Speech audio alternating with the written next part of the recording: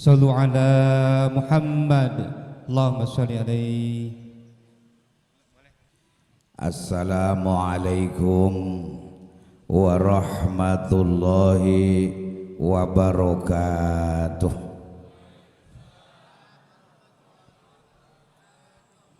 Bismillahirrahmanirrahim. Alhamdulillah alladzi faradul hajja 'alal mu'mininal mustawdi'in. Asyhadu an la ilaha illallah wahdahu la syarika lahu wa huwal fattahul alim. Wa asyhadu anna Muhammadan abduhu wa rasuluhul mab'usu rahmatan lil alamin. Nusalli wa nusallimu ala hadzal nabiyil karim sayyidina wa maulana wa nabiyyina Muhammadin wa ala alihi wa ashabihil mujahidin adh-dhahirin, amma ba'du. Qala Allah ta'ala fil Qur'anil Karim, a'udzu billahi minasy syaithanir rajim. Walillahi 'alan nasi hajjul baiti man istata'a ilaihi sabila wa man kafara fa innallaha ghaniyyun 'anil 'alamin. Labbaik Allahumma labbaik, labbaik la syarika laka labbaik, innal hamda wan ni'mata laka wal mulk la syarika lak.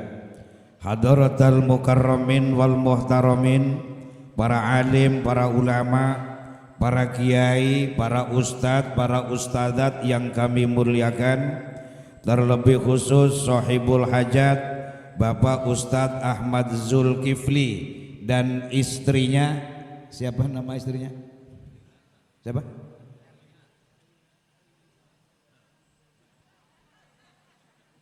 Ibu Herlina Suroto. Terlebih khusus guru kita Ki Haji Ahmad Jazuli dan para kiai-kiai yang lain, para ustadz-ustadz yang lain. Mohon maaf tidak saya sebutkan satu persatu dan insya Allah tidak mengurangi rasa ta'zim kami. Para bapak dan saudara-saudara, ibu-ibu dan hadirat, seluruh jamaah yang hadir pagi hari ini di tempat ini, kita doakan bareng-bareng Allah panjangkan umurnya, sehatkan badannya, mudahkan rezekinya, semua bisa berangkat haji ya Rabbal. Ada di antara ibu-ibu yang hadir yang belum haji? Ada yang belum haji? Kepengen haji apa enggak? Punya duit apa enggak?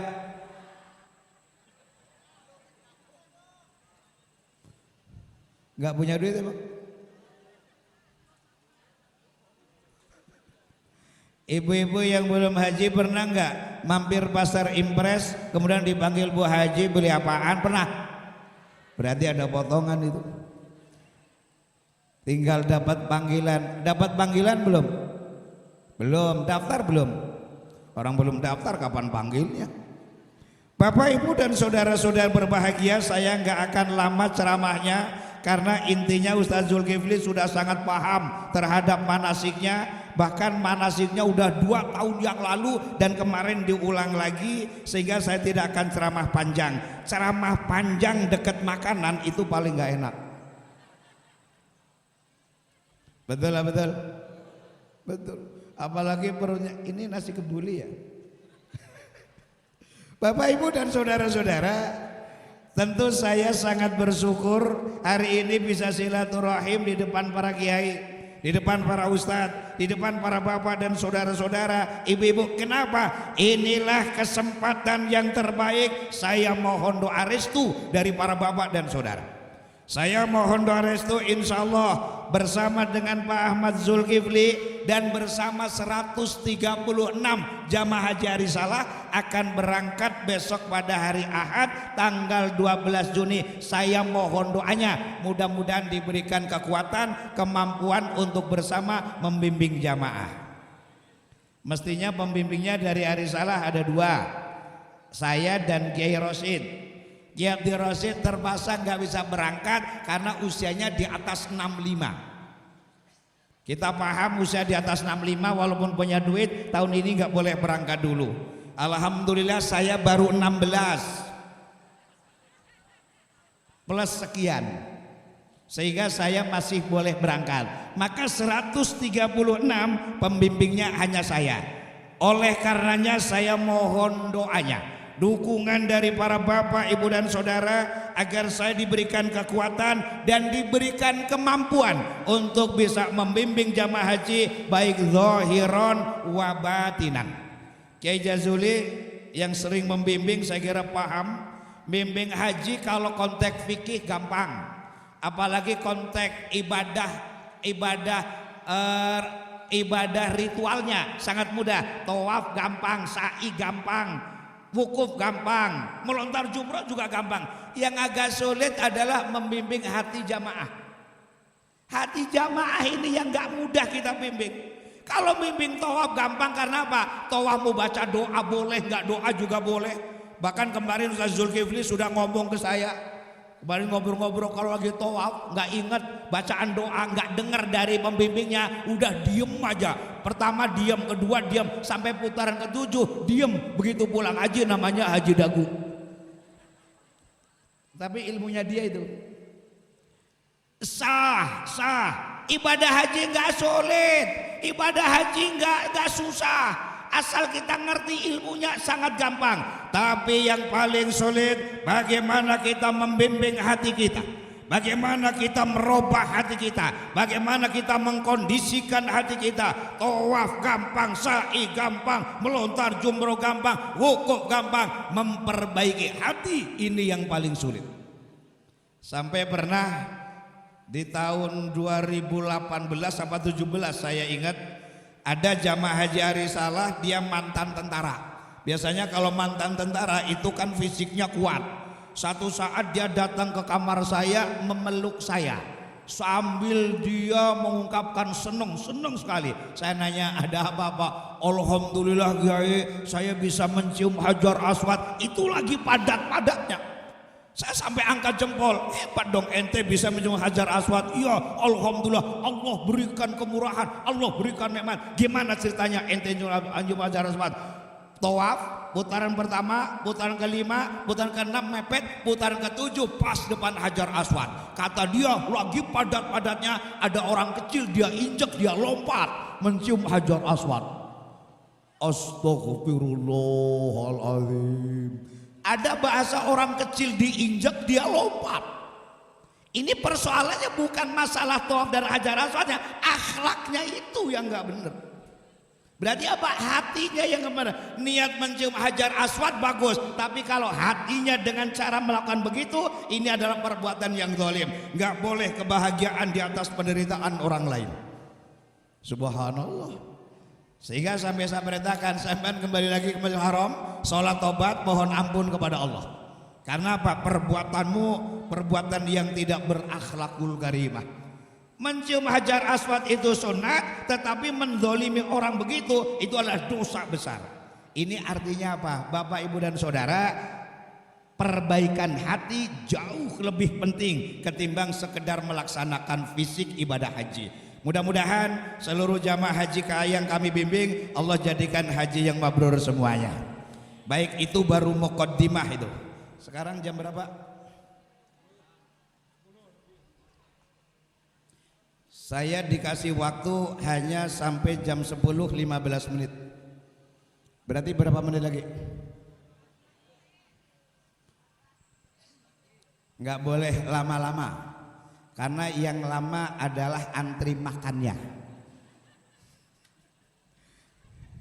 Bapak, ibu dan saudara yang berbahagia, subhanallah, ibadah haji itu adalah ibadah yang paling indah, ibadah yang paling nikmat, dan ibadah yang paling membawa kesan sangat-sangat istimewa. Sehingga bagi yang sudah mampu, bagi yang sudah ada istitoah, ayo segera kita laksanakan daftar haji. Sampai Rasul pernah mengatakan ta'ajjalu ilal haji, Yo, segera kau laksanakan haji. Kalau sekarang konteksnya bukan laksanakan haji, segera kau daftar haji. Subhanallah. Ta'ajjalu ilal haji. Segera kau daftar haji. Khusus untuk haji yang fardu, yaitu haji yang pertama, itu sangat wajib kita utamakan. Kenapa kita nggak boleh tunda daftar haji? Kenapa kita nggak boleh AB kepada daftar haji? Kenapa kita nggak boleh menyepelekan daftar haji? Rasul menjawab, fa innaka la tadri ma yu'ridulah, karena engkau tidak akan tahu apa yang akan terjadi hari esok. Siapa yang bisa menjamin bulan depan masih hidup? Siapa yang bisa menjamin bulan depan uang kita masih ada? Siapa yang bisa menjamin bulan depan kita masih sehat? Sehingga ketika kita sudah ada kemampuan, segera haji. Konteks sekarang, segera daftar haji. Dan daftar haji insya Allah uang yang kita gunakan gak akan hilang kemana-mana. Karena Rasul menjamin, an-nafaqatu fil haji kan-nafaqati fi sabilillah. Uang yang kau keluarkan untuk haji persis seperti yang kamu infakkan di jalan Allah, gak akan kemana-mana. Beda dengan uang yang kita gunakan untuk beli mobil, belum tentu itu menjadi milik kita. Beda yang kita gunakan untuk beli rumah, belum tentu jadi milik kita. Apalagi ibu yang digunakan beli kalung, belum tentu itu kalungnya ibu. Saya ngambil contoh, ibu punya kalung gede, gelangnya gede, suaminya masih muda, kebetulan istrinya meninggal dunia duluan. Kira-kira gelang sama kalung yang gede sama suami buat apaan?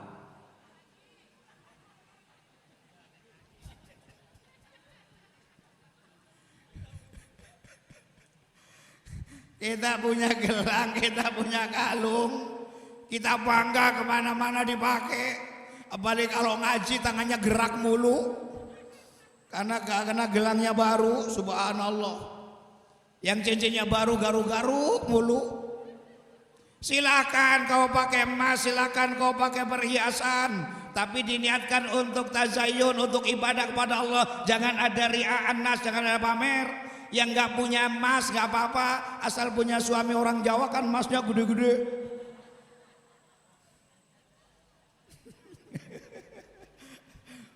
Emas Jawa sampai 60 kilo, malah ada yang 70 kilo. Maka kalau tetangga pamer, alhamdulillah beli gelang 10 gram, ibu harus bangga walaupun gak punya emas. Oh, emas saya 60 kilo. Emas apaan? Emas Jawa. Dan emas Jawa hebat, ditimbang naik sendiri, selesai turun sendiri. Subhanallah. Maka gak usah pamer, kita punya harta, belum tentu itu milik kita. Tetapi kalau kita gunakan untuk haji, menjadi milik kita yang sempurna. Gelang gede, kalung gede, istri meninggal duluan, suami masih muda, gelangnya kalungnya buat kawin lagi sama suami. Betul? Nah sekarang milih, mendingan untuk pergi haji apa mendingan untuk kawin lagi sama suami? Mendingan pergi haji, ya udah jual. Nggak akan ada rugi sama sekali harta yang kita gunakan untuk haji, berapapun biaya untuk haji. Dan sekarang haji ini ada 3 macam di Indonesia ini. Ada haji reguler, Haji Zulkifli ini masuk reguler ini. Reguler itu sekarang kalau daftar nunggunya 25 tahun. Yang kedua haji plus. Haji plus itu nunggunya 7 tahun. Yang ketiga ini yang paling hebat, haji furoda. Haji furoda nunggunya cukup 1 tahun. Daftar sekarang, tahun depan berangkat. Mau nggak yang begitu? Mau ya udah daftar. Bahkan di Arisalah yang haji furoda tahun ini daftarnya kemarin habis lebaran. Habis lebaran baru daftar, ini sekarang udah siap-siap berangkat.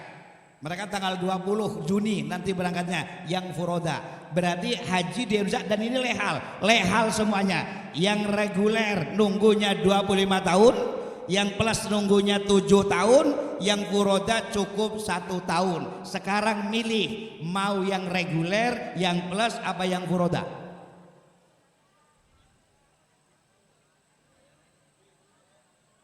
Nggak usah nanya bayaran, nggak usah nanya duit. Ternyata duit itu bukan berapa jumlahnya, tetapi kayak apa kemampuannya. 25 juta itu murah bagi yang punya duit. Bagi yang nggak punya duit, mahal. Sekarang kalau yang reguler 36 kali ya kurang lebihnya ya. 39. Sekarang yang reguler 39 juta. Itu uang yang kita keluarkan karena nafaqah fisabilillah akan kembali kepada diri kita. Yang kita belikan mobil belum tentu jadi milik kita. Yang kita belikan kontrakan belum tentu jadi milik kita. Apalagi yang dibelikan gelang belum tentu itu milik kita. Tapi yang digunakan untuk haji karena nafaqah fisabilillah mesti menjadi milik kita. 39 murah bagi yang punya duit. Betul. Dan mahal bagi yang nggak punya. Oke, kalau plus kira-kira sekarang 180 juta. Murah apa mahal? Berarti nggak punya duit. Ternyata 180 juta itu juga murah bagi yang punya. Nah kalau yang furoda ini hebat lagi, kira-kira 300 juta. Itu ternyata banyak peminatnya. Kenapa banyak peminatnya? Banyak yang punya duit. Bagaimana kalau sekarang kita belum cukup untuk reguler? Apalagi untuk plus, apalagi untuk furoda, mohon pada Allah. Allah yang maha kaya, Allah yang maha tahu, dan Allah yang maha mengabulkan doa kita. Nggak usah pesimis, tetap kita semangat mohon kepada Allah. Mudah-mudahan semua bisa berangkat haji. Subhanallah. Sehingga Bapak Ibu dan Saudara kita meyakini nggak usah menyesali uang yang kita gunakan. Karena apa? Kalau benar-benar lillah pulang haji rezeki tambah barokah. Amin. Makanya jangan pelit untuk diri sendiri. Rata-rata kita nggak pelit untuk orang lain, tapi untuk diri sendiri pelit. Contoh paling sederhana. Mohon maaf, ini masjid yang paling dekat di mana masjid? Masjid dari sini. Mana? Di sini. Kalau lagi Jumatan ada kotak amal keliling. Suka ada gak kotaknya itu? Kemudian di kantong ini ada uang 100.000, ada 50.000, ada 20.000, ada 10.000, ada 5.000, ada 1.000. Kalau kotak amal keliling yang diambil yang mana? Yang mana? 1.000. Padahal yang masuk kotak amal adalah an-nafaqah fisabilillah, itu yang milik kita pribadi. Yang masih ada di kantong belum tentu itu milik kita. Sehingga rata-rata kita masih pelit pada dirinya, tapi kita dermawan kepada orang lain. Padahal kita harus nabung, harus investasi untuk diri kita. Seluruh biaya untuk haji insya Allah akan dibalas dengan berlipat ganda oleh Allah Subhanahu wa Ta'ala. Termasuk mohon maaf Pak Azizul, maaf, ini bahasa saya mohon maaf. Biasanya kalau pulang haji itu kan tetangga pada datang gitu kan. Nah tetangga pada datang gayanya gaya minta doa, padahal sebenarnya minta oleh-oleh. Tapi gayanya gaya minta doa gayanya. Karena apa? Kalau pulang dari situ nggak dibawain oleh-oleh sama sekali, agak manyun biasanya itu. Ini khusus ibu-ibu nih, khusus mama. Kalau bapak-bapak sih nggak kelihatan aja. Karena ibu-ibu ini banyak dinamika. Mohon maaf. Subhanallah, di masyarakat ibu-ibu dinamikanya subhanallah. Yang paling ngaji rajin ibu-ibu ketimbang bapak-bapak, betul. Tetapi subhanallah ngaji iya, yasinan iya, selawatan iya, rawi iya, ngomongin orang kompak bener. Kalau bapak-bapak jarang ngomongin orang tapi jarang ngaji. Subhanallah.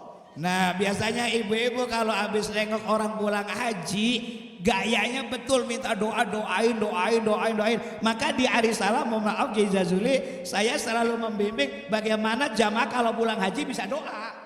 Harus, karena apa? Tetangga pada minta didoain. Jangan sampai nggak bisa doa sama sekali. Ya minimal doa robana itu. Karena waktu tawaf robana, sa'i robana, pulang haji namanya haji. Harus bisa doa. Dan doanya orang pulang haji memang manjur. Tetapi kalau doanya pakai bahasa Indonesia kadang-kadang tetangga kurang seneng, maunya pakai bahasa Arab. Kita ajarin doa pakai bahasa Arab di sana. Subhanallah, saya sampai ngancam nggak boleh pulang kalau doanya belum hafal. Nah baru stres dia ngapalin doa itu. Nah emak-emak begini kalau pulang haji nggak dikasih oleh sama sekali, ngomongnya jelek bener. Dari mana bu? Itu nengok Bu Haji. Bu Haji siapa? Itu Bu Haji pelit. Itu gara-gara nggak dikasih oleh-oleh. Nah sehingga kalau orang haji membeli oleh-oleh untuk orang yang pada datang, itu termasuk an-nafaqah fisabilillah. Bukan hanya sekadar ongkos hajinya, tapi seluruh yang dikeluarkan dalam kaitannya haji adalah an-nafaqah fisabilillah. Sehingga sangat amat beruntung orang yang menekani pada haji. Sangat rugi kalau kita punya kemampuan uang tapi nggak mau daftar haji. Oleh karenanya Bapak Ibu dan Saudara, monggo yang sudah ada rezeki segera daftar haji. Persoalan nanti bisa berangkat apa enggak, faktor usia, faktor kesehatan, itu biar Allah yang ngatur. Belum lama di Arisalah ada yang datang gini Pak, Pak Kiai saya mau daftar haji sekarang, berangkatnya kapan? 25 tahun yang akan datang. Saya bilang gitu, kok lama amat? Itu pemerintah yang ngatur. Gimana kalau saya mati duluan? Gampang Pak, nanti saya kubur sampean Pak. Aja mati itu kan urusan Allah. Daftar haji kewajiban kita. Pada waktu daftar haji nggak usah mikirin mati, udah daftar aja. Artinya apa Bapak Ibu Saudara sekalian, mari kita ta'ajjalu ilal haji, segera daftar haji. Kemudian Bapak Ibu Saudara sekalian, sebelum berangkat haji manasik selesai, nanti di sana melaksanakan ibadah haji. Ternyata Bapak Ibu dan Saudara, ibadah haji seluruhnya mulai pakaian ihram sampai tahallul adalah simbol-simbol yang penuh dengan hikmah. Maka para hujjah jamaah haji perlu memahami apa makna simbol. Yang paling sederhana aja, sederhana. Ki Jazuli pernah mengajarkan kepada kita, karena dia adalah pakar haji. Kenapa sih orang dalam keadaan ihram gunting kuku nggak boleh? Kenapa sih dalam keadaan ihram cabut rambut nggak boleh? Kenapa sih dalam keadaan ihram pakai minyak wangi nggak boleh? Kenapa sih dalam keadaan ihram ngomong agak sedikit kenceng nggak boleh? Subhanallah. Padahal gunting nyabut rambut sederhana, motong kuku sederhana, ternyata filosofinya sangat besar. Allah lagi melatih yang kecil-kecil dilarang, mari kita latihan hindari larangan Allah walaupun kecil. Kalau kita membiasakan menghindari larangan Allah yang kecil, maka yang besar pun kita akan gampang menghindari. Tapi kalau larangan Allah yang kecil kita sepelekan, cuman gitu aja, nanti yang besar pun akan gampang dilakukan. Kalau korupsi kecil dia gampang, maka korupsi besar akan menjadi gampang. Tapi kalau korupsi kecil dia hindari, korupsi besar pun dia akan menghindari. Berarti apa? Latihan menghindari dari perbuatan yang dilarang oleh Allah walaupun sekecil apapun. Subhanallah. Berarti apa? Kita orang haji nggak boleh nggak boleh mengabaikan kepada larangan Allah. Mudah-mudahan Pak Zul dan semua teman-temannya selalu diberikan kekuatan, keberkahan oleh Allah Subhanahu wa taala. Termasuk melontar jumrah, subhanallah. Ada seorang filosof dari Iran, dia mengatakan begini, melontar jumrah adalah lambang melontar setan. Lambang melontar setan. Sekarang melontar jumroh kan gampang sekali, beda dengan zaman dulu. Zaman dulu melontar jumroh sangat sulit. Sekarang jumrohnya ada lantai 2, lantai 3, lantai 4 dan lebar. Melontarnya gampang sekali. Ada makna filosofi, melontar jumroh adalah melontar setan. Artinya apa? Setan yang dari internal kita buang, setan yang dari luar ayo kita halangi. Artinya apa? Orang pulang haji mudah-mudahan sudah bisa mengendalikan hawa nafsu dan gak gampang digoda oleh setan. Maka sampai-sampai ada penjelasan begini, orang haji uangnya harus halal. Kalau uangnya nggak halal berangkat haji, nanti begitu melontar jumroh diledek sama setan. Apa kata setan? Begitu bismillah Allahu akbar rajman li sayatin waridun li roman, tok kenceng bener, batunya ditangkap sama setan. Setannya ngomong, sama-sama setan jangan melempar. Kenapa? Yang dilempar setan, yang lempar juga. Kenapa yang lempar setan? Uangnya dari korupsi, uangnya dari nyolong, uangnya dari bohongin orang, uangnya dari zalim orang. Sehingga apa? Allah Rasul jelaskan innallaha thayyib la yaqbal illa thayyiban. Allah zat yang bersih, yang suci. Mari bersihkan hati. La yaqbal illa thayyiban, tidak akan menerima hajinya kecuali dari rezeki yang bersih. Mudah-mudahan Bapak Saudara sekalian diberikan rezeki yang halal dan barokah dan semuanya bisa berangkat ibadah haji. Amin ya rabbal alamin. Terakhir kita doakan Pak Haji Zul dan seluruh jamaah Haji Arisalah pulang dengan membawa haji yang mabrur. Haji mabrur subhanallah, al hajjul mabrur laisa lahu jazaa'un illa jannah. Haji mabrur tidak ada balasan yang pas kecuali masuk surga. Tolong pertahankan kemabruran kita, jaga kemabruran kita. Mudah-mudahan semua kita mendapat ridho dari Allah Subhanahu wa taala. Saya kira itu para bapak dan ibu yang saya hormati, ceramah singkat dan gak perlu panjang-panjang karena kelihatannya yang di depan saya ini orang soleh dan solehah semuanya. Tinggal yang belum haji monggo daftar haji, di mana aja monggo daftarnya. Kemudian yang sudah haji monggo pertahankan haji kita sampai akhir hayat kita tetap menjadi haji yang mabrur. Terakhir paling terakhir saya kembali mohon doanya. Mohon doanya dari para bapak dan ibu, mudah-mudahan saya diberikan kemampuan, diberikan kekuatan dan diberikan kemudahan untuk bisa membimbing jamaah haji dan mudah-mudahan mendapat barokah dan ridho dari Allah Subhanahu wa taala. Terima kasih dan mohon maaf segala kekhilafan. Wallahul muwaffiq ila aqwamit thoriq. Wassalamualaikum warahmatullahi wabarakatuh.